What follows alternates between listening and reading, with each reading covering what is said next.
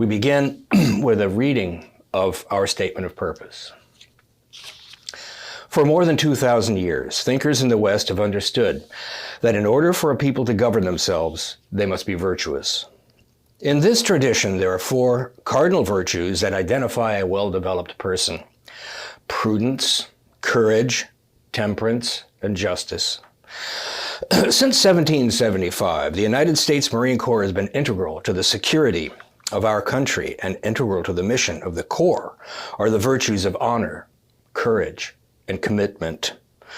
We find in the Marines' understanding of honor the fullness of the cardinal virtues that define not just a well-formed Marine, but a well-formed person and citizen. The histories of the Marine Corps and of the United States Navy are graced with a wealth of examples of these virtues in action.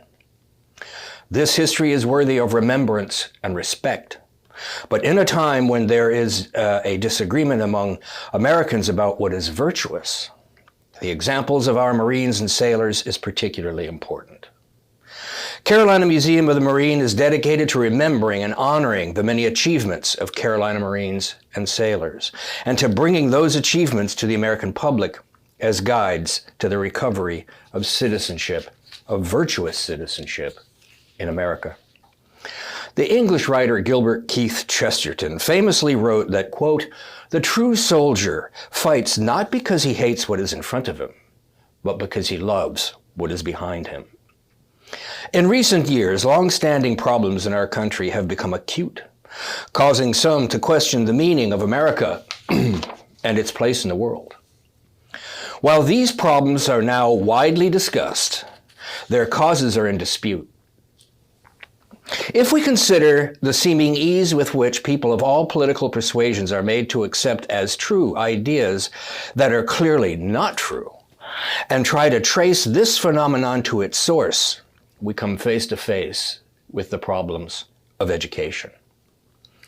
If we are preparing our young people to live responsible and rewarding lives that contribute to the well-being of our communities, we must teach them how to think. People who cannot think competently and critically are susceptible to errors that are all too prevalent and so easily accessible. It is also the case that a people who do not honestly and accurately understand their history are like an individual who has lost his memory. They no longer know who they are. While the problems of education do not capture completely the sources of our present troubles, they are important contributors. Clear thinking and careful preservation of history are critical elements of a society worthy of devotion and defense. For these disciplines are necessary to the preservation of a shared and valued way of life. Disentangling errors in understanding can be difficult, but most things worth doing are challenging.